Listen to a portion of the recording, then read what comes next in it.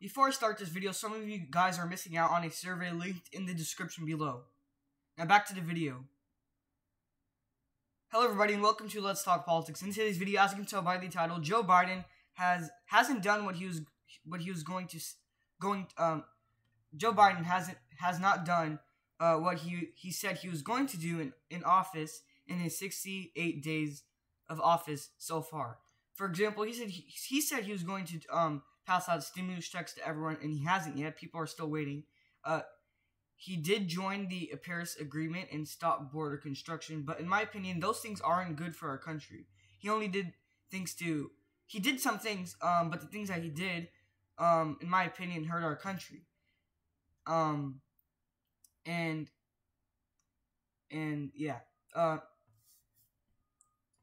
Joe Biden did not pass out stimulus checks to everyone. So that shows Joe Biden is not for the people. And now we're also going to do my 2024 election prediction as of today. But I want to go over one thing before we get on to my 2024 election prediction as of today.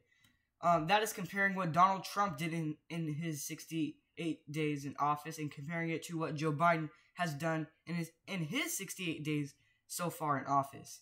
So Donald Trump said he was going to take down the wall that was very weak and small that Obama had during his time period as president and rebuild it with something taller, stronger, and better, and he ended up doing that. He was actually halfway to finishing the wall. He just needed 4 more years to complete it, but then Joe Biden took over as president and ruined everything. Joe Biden actually has stopped border construction. He said he was going to get us out of the Paris Agreement, and Donald Trump did that. Donald Trump also was going to take us out of NAFTA, and he did that. We joined the Canada Agreement deal instead of staying with NAFTA. He did all those things. There's a lot more you can name that Donald Trump did in his first 68 days. The only thing that Joe Biden did is go back with the Paris Agreement, stop border construction, sign horrible executive orders, in my opinion, and more horrible things for our country, in my opinion. Joe Biden did do things. You're right, if you're thinking that. But the things that he did, I just named it. I just named those things that he did, and they were bad, in my opinion. He didn't do anything good for our country. Now I just basically said what Joe Biden and Donald Trump both did in their first 68 days in office. Now I want you guys, who do you guys think is better for our country now that I just said what they did in their 68 days? It's pretty obvious though. Joe Biden is slow and not fit to be president. Donald Trump got things done. Now, aside from all that, let's get on to my 2024 election prediction as of today. So basically, if the election was held today, what would it look like now that we know what Joe Biden has done so far?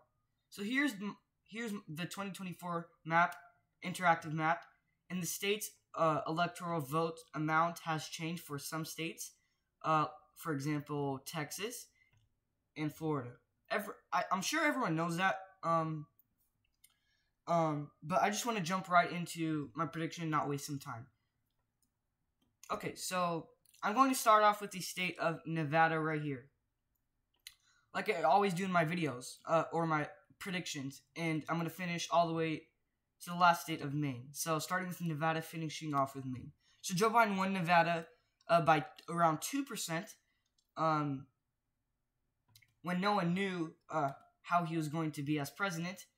Well, now we know. I think since Joe Biden is being a sleepy president that gets nothing good done for our country, I think Donald Trump can get Nevada a bit closer, maybe 1% for Joe Biden, instead of 2%. But other than that, it's going to be closer and probably closer than 20. Now that blind Democrats know who Joe Biden really is, I hope.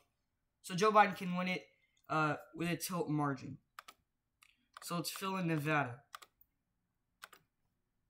Okay, so now the next state is Arizona right here. So now, Arizona was very tight. The second tightest state of the 2020 election. it went to Joe Biden by 0.3%. Yes, less than 1%. That's how close it was. I have Donald Trump flipping the state and taking it back to the GOP. He'd win it, I think, by 0.4%, about the same margin as Joe Biden winning it, just going to the opposite candidate, which is a tilt margin. So yeah, that's Nevada and Arizona, in my prediction. Now, to the state of Texas. Donald Trump won Texas by 6% in 2020. Not a huge surprise, but I had him winning by 8%. But he won it by 6%. Not the biggest difference, but it is a difference. I have Donald Trump winning it by 3%, which is a tilt margin. Yes, 3% less than in 2020 because more Latinos from Mexico will be registering, and majority of them tend to vote Democrat. So that's why I have it 3% closer. Okay. So, out of the state of Iowa, I think is the most boringest state of all battleground states, and the reason why is because it is very close to being a safe state for the Republican Party, which is good news for them, but it's not really competitive anymore. So, I'll be going to Donald Trump by 8%. He won it in 2020 by 7%. A very small difference, but about the same amount. Nothing really much changing in Iowa, so let's fill in Iowa. Okay, so now, on to the state of Minnesota. Joe Biden won Minnesota, which was a huge surprise for me by a little bit over 6%. I had him winning it by 1%. That's how much it was a surprise to me. He almost got it to being likely blue. I have Joe Biden winning Minnesota exactly 6% instead of being a little bit over 6%. So, basically the same margin. Basically the same number, actually, but a lean margin. So, yeah, let's fill in Nevada blue for Joe Biden. Okay, so moving on to the state of Florida. Donald Trump won Florida by 4%, which wasn't a surprise for me, but it may have been to some other people, which is a lead margin. I'd have Donald Trump holding it onto it 3 straight elections and winning it by 5%. And yes, Florida is a battleground state, and it's been won by Donald Trump 2 times in a row, 2 straight elections. And if it's a rematch, I have him going red again, 3 straight elections, which is crazy. And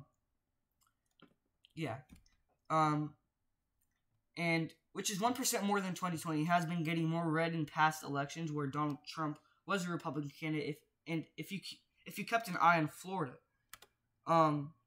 So yeah, let's fill in Florida, lean blue 4% for Donald Trump. So, and now off to Georgia. Georgia was the closest battleground state and the closest state out of any states. Joe Biden barely won it by 0.1%, I believe. Mark me if I'm wrong, somewhere around there. I have it being the second flip for Donald Trump with Arizona if the election was held today so far. I would have Donald Trump winning it by 3%, which is a tilt margin. Alright. So looking at the electoral map, electoral votes in total for both candidates so far. So far, Donald Trump has 230 electoral votes, as you can see at the top right here, to Joe Biden's 266 electoral votes, as you can see right here again. So we are about halfway in the map so far, so I just wanted to give you, a heads up.